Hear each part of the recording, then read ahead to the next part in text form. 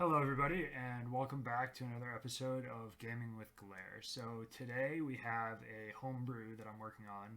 I've been working on it for like the past 2 or 3 hours, and it is based on the list that I saw on HS Replay for a standard variant of Curse of Agony Warlock. And I've adapted it. There's like 20 cards that are different, so it's really not even the same list anymore, but I did adapt the list from what it was on HS Replay today, March 8th, 2022, for standard. So that's like a tier 3 list. And I think this is probably at best a tier 2 list because it does well into some things that it should do well into, but it I think is going to struggle into specifically like really, really fast aggro if you can't find your removal. Although it does have a good game plan against that type of deck. Like if you're against a druid, like an aggro or a beast druid, you're going to run into trouble unless you find the Touch of the Nathrazim, Defile, Drain Soul, and the Armor Vendor to get you through until you can get your combo going. So the combo with this deck, sort of a neat segue there, is that you play the Augmented Elic after emptying your opponent's deck. It doesn't really matter if you have cards left in your deck, but you're going to be shuffling Curses of Agony into the opponent deck. I think people are probably going to ask why I'm not running Tamsin. And the reason to that is easy. It's because Tamsin only works, not the hero card, I'm talking about the minion Tamsin. It doesn't work with Mithril Rod. So Mithril Rod reduces the cost of the cards, including Curse of Agony, down below 1. And then Tamsin doesn't work. Now, I don't run the hero card Tamsin because we have a lot of draw, and I'd rather be doing parallel draw if I need to, draw through the deck as fast as I can. The opponent's deck, not my own. My own deck is sort of there as a resource, and sure, we might end up down around 10 or 15 cards, but the goal is to empty the opponent deck. You might wonder why I'm not running. Let me remember the name of the card. It's not a very widely played card. It's Altar of Fire. You might wonder why I'm not running Altar of Fire, and that's because I really don't want to risk hitting the Curses of Agony. Now, you could say, sure, once you have the Curse of Agony in hand, and you have the Bran and the Cold Light and all that stuff that you need, sure, you can Altar of Fire, and it's like pretty good, but I don't think it's good enough. I haven't tested it yet, so hands off, I might be wrong. The fixed or correct version of this deck might be different than what I've put together in my couple of hours of theory crafting. But the stuff that keeps you alive, like I was saying, against aggro is really important, as well against decks like Freeze Shaman. I think are going to be a struggle for this deck to some extent, because, and I'm sort of hypothesizing here and making it up as I go to some extent because I haven't played against a Freeze Shaman, but they're going to, Dirty Rat the Bran Bronzebeards. You won't have as much Cold Light Oracle draw to mess your opponent up. You're going to run into people who are running like Mutinous as well in that deck. But really, it's like, if we get to the end of that game and we're not dead on like turn 7 to their, Snowfall Guardians, then we can probably win, I would imagine, against Freeze Shaman. I haven't played against one with this deck yet, but I'm not sure. I also recently took out the other Cold Light Oracle, the mini Cold Light Oracle, Prize Vendor, I think it's called, in favor of Revenant Rascal to slow down combo decks. And that's a favorite of mine. I run that in my Painlock list and have done so for a while, and that's been successful for me. But here it's really just because once you get the Mithril Rod going, you can get 2-cost Revenant Rascals that slow the game way down. We don't need very much mana to make our combo work. Like, even without Mithril Rod, you can go, Curse of Agony, Bran, Cold Light for 8 mana, and you don't need the Bran all the time, right? If you've emptied the deck completely, you can just go the opponent's deck completely. You can just go Cold Light Oracle, Curse of Agony, Cold Light Oracle, and that can just win the game on the spot. I guess in some scenarios you would need the Elic so it can be helpful to have the Mithril Rod go off, and it is good to have more mana, but I think that the Revenant Rascals are maybe an include. It might be a one of, because we do eat through our own deck pretty quickly as well. So that's the deck. It's not going to be high tier, I don't think, but it's pretty fun. I recommend you guys try it. I'll include the deck list in the comments, or I guess the description of the YouTube video that you are currently watching. The sort of deck list and description of the deck will be in the description. So make sure you check that out and give this deck a whirl if you think it'd be something you'd like to play. So quick plug for my Twitch stream. I do stream nightly from 10 p.m. to 2 a.m. And that's overnight US East Coast. So if you guys could drop a follow on my Twitch as well. Yeah, I go live every night. So hopefully you guys enjoy. And without further ado, we'll hop into a couple of games. I'll do a recap of each game, and then at the end, the plan is to sort of talk through what changed, if I made any adjustments to the deck based on how the games went, and then sign off and remind you again to check me out on Twitter, Twitch, and if you're finding me on YouTube, obviously you know I'm on YouTube, but you should definitely drop a sub on YouTube and ring the bell so you get notified when I come out with new videos on a weekly basis. This is, I believe, number 13. Let me double check that. Yeah, it's number 13 of my Gaming with Glare series. So, without further ado, we're going to hop into a couple of games and see how the deck does. Alright, so I'm looking at a different build of the deck than we initially had, because I queued 3 games between when I filmed the first introduction and filming this sort of addendum to the introduction. So I'm looking at a couple of changes here. I added Mistress of Mixtures, I added Gnome Ferratu, and I added back in Prize Vendor. Don't ask me what I took out, I can't remember. I think I took out a Revenant Rascal, and I took out Touch of the Nathrezim. I really want that in the deck, but I don't know how to fit it. Maybe it's Drain Soul that I cut and keep Touch. I think I like that best.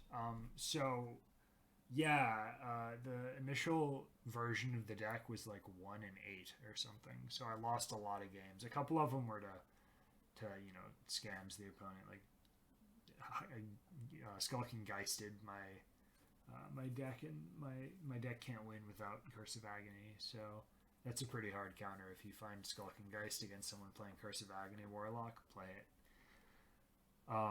But yeah, this is, I think, a better version of the deck. The Gnome Ferratu can scam. It's also just extra burn through the opponent's deck, so you can eventually put in the Curses of Agony and go to town with Augmented Alec, Bran, and the Coldbat Oracle to force them to draw their curses. So this deck seems like it's good.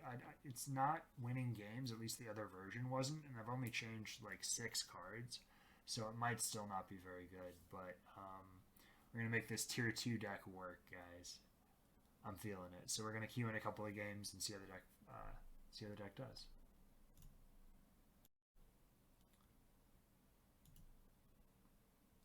Alright guys, so we are queuing up a game with the new version of Agony, Curse of Agony Warlock.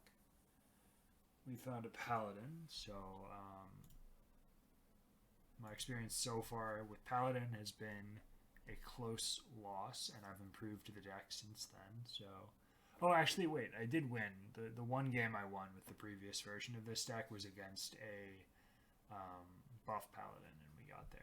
So I like the Mistress of Mixtures. I don't like Curse of Agony. I don't know if I like the Dirty Rat. I think I'm gonna check it. It might be good. If I knew what he was playing, I might be more inclined to keep it. But since I'm afraid to play it on 2, it's probably not good.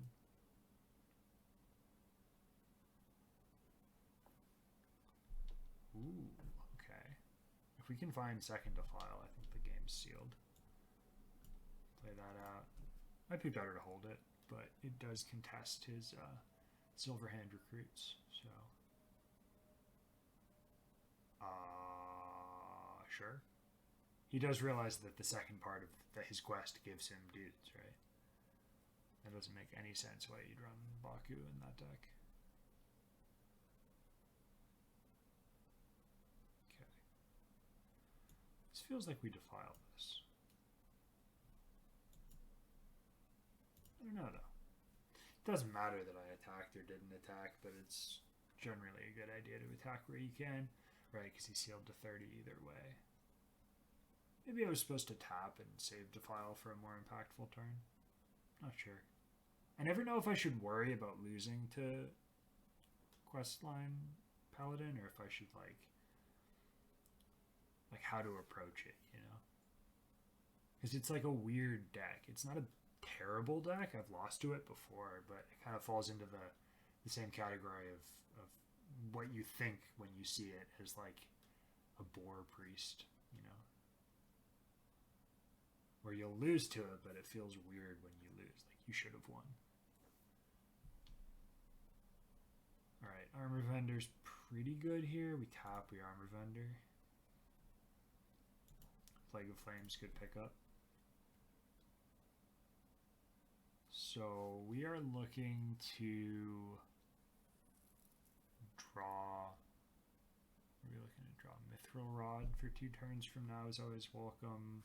Nomferatu would be good.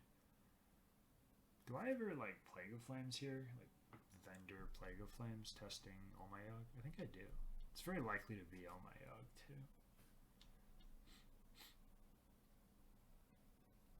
So yeah, just Vendor here, see what happens. We're gonna trade here. Oh, that's just lovely, wonderful. Also hard run in his deck. Yeah, so I'm going to tap here. Not really afraid of anything he can do. Because his deck is board centric and we have a Plague of Flames.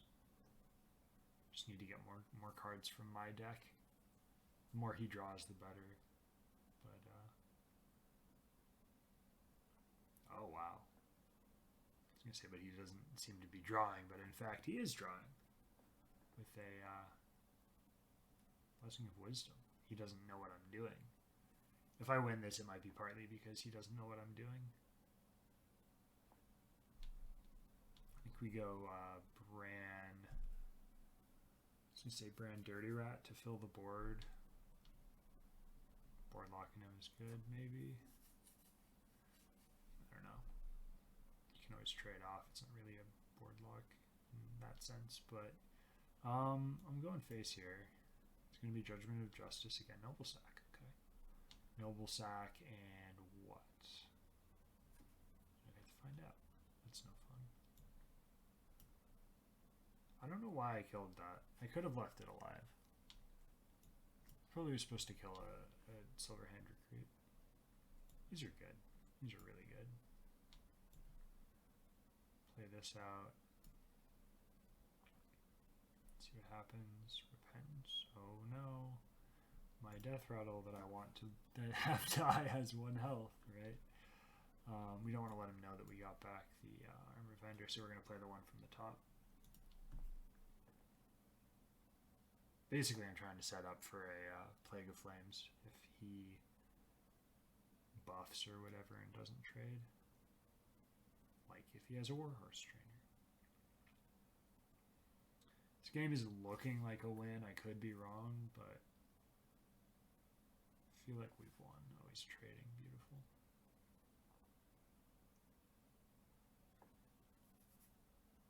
I thought he was going to trade the 2 ones. Be a huge mistake. He's going to have his Quartermaster, so I have to kill this board.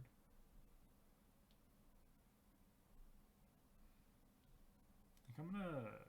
Do I Bran here? Bran lets me double the Armor Vendor. It's probably not worth. See what the Dirty Rat pulls. Okay, sure. I think I'm supposed to tap here. See what we get. I should have tapped first, but I didn't know what I was going to be doing, to be fair to myself. But this sets up for like a pretty decent Plague of Flames when he plays Quartermaster this upcoming turn, and draws us through our deck faster. I really shouldn't have killed the other Knight of Anointment. He was drawing with it, which is something we want him to be doing. I would bet you that that's Omayog. Which is not great. I think we're going to go Bran and then Gnome Feratu next turn, and then test with Plague of Flames. Test Omayog, see what happens. The Bran Gnome is kind of sad, but if we can mill like impactful cards, it'd be really good. I wonder if he goes face here, or if he trades. Probably correct to trade with the 3-4, I would think. 3-4 into 2-0. Okay, that was just blatantly wrong if he's trading the 3-4. Oh, he's going face. Okay. That makes sense, trying to protect the buffs. Any hero powers here for sure. I think those trades made sense. We could just find Defile. Ooh, Raised Dead's really good too. Because we can test Omayog, and it's not Omayog. Wow. We need 4 minions. This goes face. Ran. We can fill the board. We can't actually... I think we do just want to Gnome, Mistress, Plague of Flames. See what we hit with the Gnome. Okay, sure.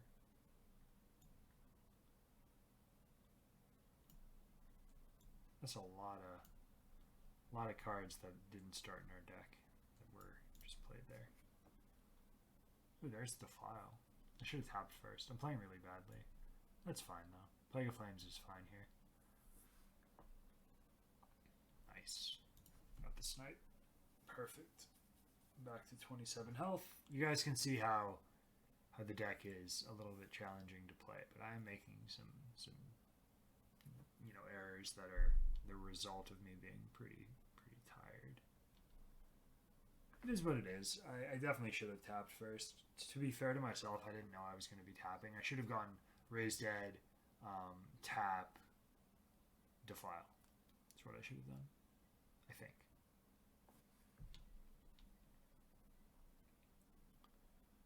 Right.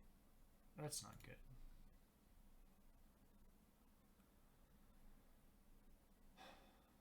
Well, we lose. I'm going to concede, and I'm going to talk about why I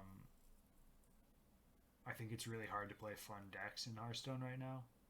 This was I mean, I took it from from HS Replay where it was tier 3 in Standard, and I think it's tier 5 in Wild, but that's alright.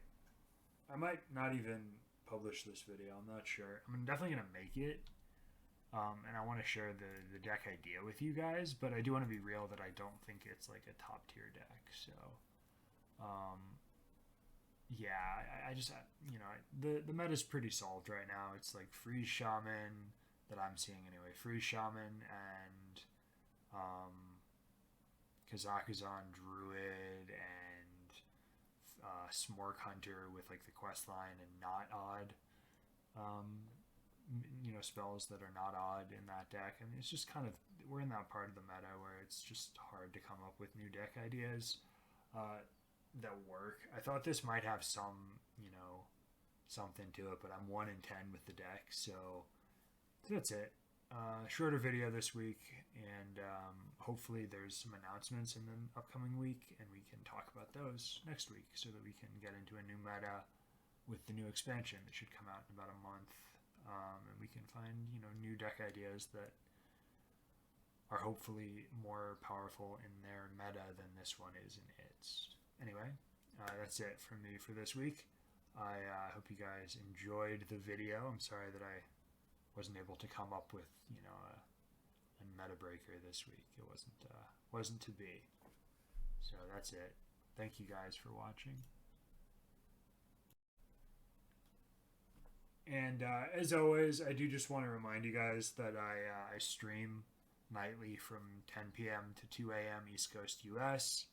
I am going to be taking a couple of nights off this week in particular because Honestly, I'm just a bit sick of the meta. We just talked about that in the previous segment of this video, but I will not be streaming until I don't think the 10th. It's the 8th right now. So if you guys are watching this, as it's coming out today, sorry, I'm not going to be streaming tonight or tomorrow night. Back at it on the 10th though, and I also, as you know, have a YouTube, so you should follow and word here is subscribe and ring the bell so you get notified when new content comes out. I'm also on Twitter at twitter.com/glare_hs. Oh, and my Twitch is twitch.tv/glare. Across all platforms, it's spelled GL4R3 for some spice. Really appreciate you guys' support, and if you want to comment or leave a like on this video, I'd appreciate it. I know it's not maybe like the most exciting meta breaker that we came up with this week, but I feel like it's a fun deck. I'll definitely be coming back to it. The whole concept of Curse of Agony as a win condition is pretty cool, and it's really too bad it's not a good enough deck in this meta. But yeah, that's it. That's the video this week. I hope you guys enjoyed, and I will see you next week in another episode of Gaming with Glare.